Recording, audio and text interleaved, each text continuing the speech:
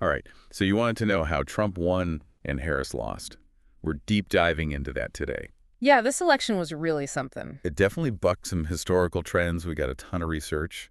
So, It's wild how the stage was set for Republicans to win, all that stuff with the economy, and those anxieties about the border, it really created a perfect storm. yeah, and the economy thing is kind of ironic. Like low unemployment, wages are going up, inflation was easing up, but it seems like voters just weren't feeling it. Exactly. It all comes back to the Fed and those interest rate hikes. I mean, they were trying to combat inflation, but it really hit people's wallets. Mortgages, car loans, all that. That pain was more real than any positive indicator. So even though the Fed eventually cut rates, it sounds like the damage is already done. Voters were feeling squeezed, and they blamed the Biden administration. Yeah, and it's interesting. The U.S. actually had a stronger post-pandemic recovery than other developed countries, but a lot of people just didn't feel that economic security, and Harris just couldn't separate herself from those policies. Yeah. And then you have the demographics, like the white population is shrinking, but the hmm percentage of white voters actually increased. That's huge for any Republican. Absolutely. And then there's Trump support among Latino voters. He got 46%, which is a record. But the really interesting part is the gender divide. Trump did really well with Latino men, but Harris was much stronger with Latinos. So is that gender split something we're seeing across the board? Yeah, that's right. Even with younger voters, you'd think it would be different. But Harris won among women, and Trump won with men. It happened with more than just Latinos. Interesting. So we have this gender gap. But more women voted this time than in 2020, and Harris still lost.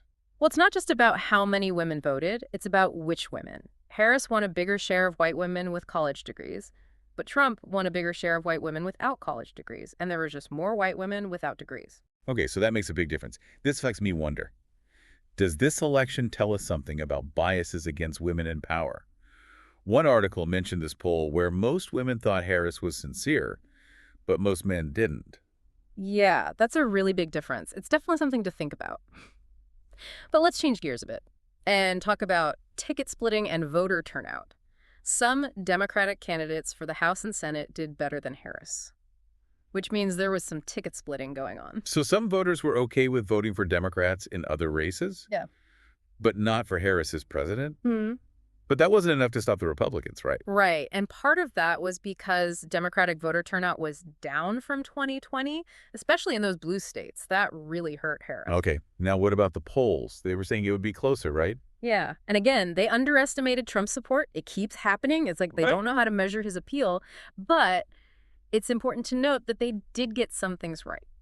So you're saying it's not that the polls were totally wrong. Exactly. They were right about Harris doing worse with Latinos and younger voters. But this result is definitely a challenge for the Democrats going forward. One of their biggest problems is that they're struggling to connect with working class voters, and that used to be a group they dominated. Really? I thought working class voters were a core part of the Democratic base. Yeah, it's changed. This election, Trump won over the working and middle class. And Democrats won over the higher income, college educated voters. It's basically the opposite of what it used to be. Wow. That's a big change. It seems like the Democrats have a lot to figure out. They do. If they want to win back those voters, they need to understand why they lost them. So we've got economic anxieties, demographic shifts, this gender gap, the polls struggling to keep up, and the Democrats having problems with the working class. But what about Trump himself? What did he do? What worked for him this time? Well, one thing we can't ignore is his base. They've been Wow. with him since 2016, and they were a big part of his win this time, too. It's true. He's really good at getting them excited.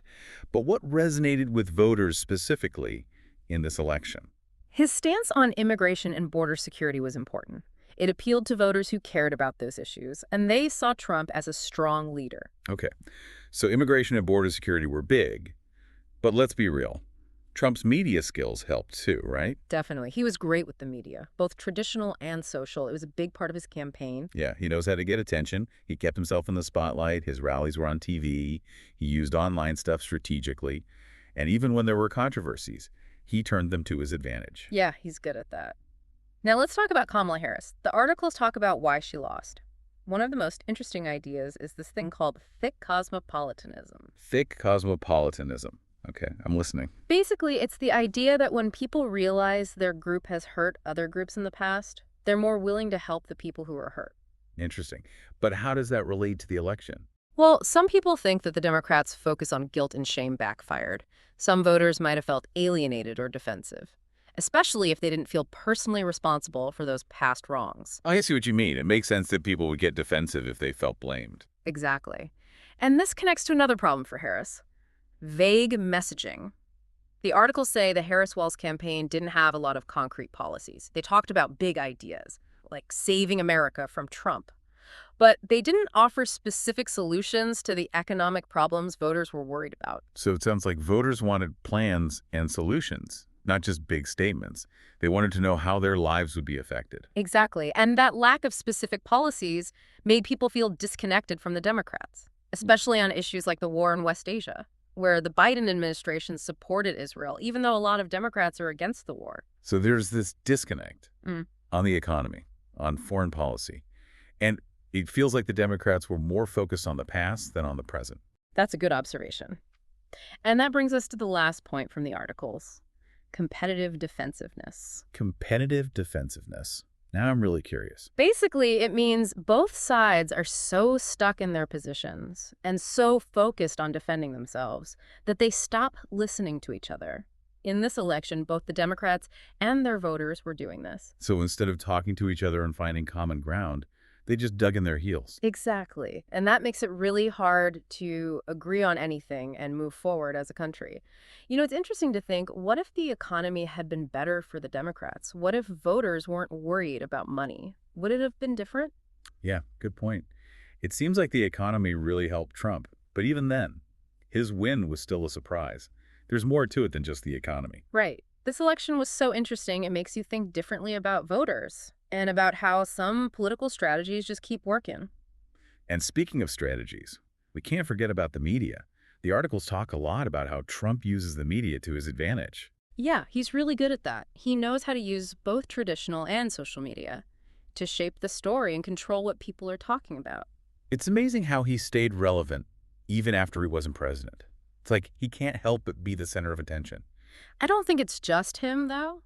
The media itself plays a role. It amplifies his message, even when it's controversial. Yeah, that makes sense. It's not just about Trump. It's about how the media works. But let's switch gears for a sec and talk about Kamala Harris. Why do you think she couldn't connect with voters the way Trump did? Well, we talked about the economy and how it was hard for her to separate herself from Biden's policies. But there were also some strategic mistakes. Like what? One big one was that saving America from Trump message. It probably worked for some voters, but it also felt kind of vague, and it didn't offer any real solutions. So it's more about being against Trump than about having a plan for the future. Exactly. And that lack of a vision made some voters feel unsure about what a Harris presidency would look like. So vague messaging was one problem. What else? Remember we talked about competitive defensiveness? It seems like the Harris campaign, and maybe the whole Democratic Party, got caught up in defending themselves and their values. And they forgot about connecting with voters who see things differently. So they pushed voters away instead of trying to win them over. Yeah, basically. And this is related to another thing the articles mention. The Democrats focus on past wrongs. You mean like racial injustice and inequality? Yeah, those are really important issues. But some people think the way the Democrats talked about them might have backfired. Really? By talking about past injustices all the time and blaming certain groups, they might have made some voters feel guilty and defensive, especially white voters. Yeah, that makes sense. People don't like being blamed. Right. And that defensiveness makes it hard to talk about tough issues. It stops people from understanding each other. This is really interesting. It's like we're figuring out all the different things that influence the election. Mm-hmm. But there's one thing I still don't get. The gender gap. More women voted this time. But Harris still did worse than Biden? Yeah, it's complicated. There's no easy answer. But the research gives us some ideas. One idea is that even though we've made progress on gender equality, there are still biases against women in power. Like what? Well, people tend to judge women more harshly than men. Women are expected to be both competent and likable, which is hard, especially in politics. Yeah, I can see that. Voters might have different standards for women? Exactly. And there's also research that shows that voters think men are better at leadership, like being strong and decisive. So even if we want to be fair, we might still have biases that affect how we vote. It's definitely possible, and those biases might be even stronger in big elections when people are looking for a leader who seems really strong. So it's like we have this old idea of what a leader should be, Hmm. and it's hard to change that. Right, even when we know it's not fair. So the gender gap isn't just about sexism. It's about all these hidden biases that people have. Exactly. It's But- more complicated than it looks. And until we deal with those biases, Mhm. it'll be hard for women in politics. Yeah, it's a challenge. We need to understand how gender and leadership and voters all connect. This election was crazy. It's like nobody could predict it. Yeah, it really shows you that we don't have all the answers. We can look at the data and try to figure things out, but in the end, voters are unpredictable. So what happens now? What does this election tell us about the future? Are things going to keep moving to the right, or was this just a weird fluke? It's too soon to say for sure, but I think both parties need to think about what happened. Like what? What do the Democrats need to do? What about the Republicans? For the Democrats, they really need to figure out how to connect with working-class voters again. There's a big gap there now. I know. It's strange. How did the Democrats lose the working class? It's a long story, but it seems like some working-class voters feel that the Democrats care more about identity politics and culture than about the economy. Like they're not speaking the same language. And that gives the Republicans a chance to win over those voters. Exactly. Now for the Republicans. They have to figure out how to keep their coalition together. Trump won with a lot of different groups, working class whites, suburban women, Latinos. But if the economy goes bad, or if Trump's policies are too extreme, they might lose some of those voters. It's a tough situation. They have to keep their base happy, but Right. not scare away moderate voters. Right. And I think this election shows how divided America is by race, by class, by culture. It's hard to see how we can come together. It is kind of depressing. But is there any hope? Can we fix these divisions? I don't know. It's a really hard question. But I do think we can talk to each other and find some common ground. Even if we disagree on a lot of things, we have to listen to each other, try to understand different points of view, and remember that we're all human. Yeah, that's a good point. I think we all need to calm down and start talking to each other in a better way. This election was crazy, and it left us with a lot more questions than answers. But one thing's for sure, American politics is never boring. Thanks for joining us for this deep dive. Keep thinking about this stuff. And we'll see you next time on Story Unlimited.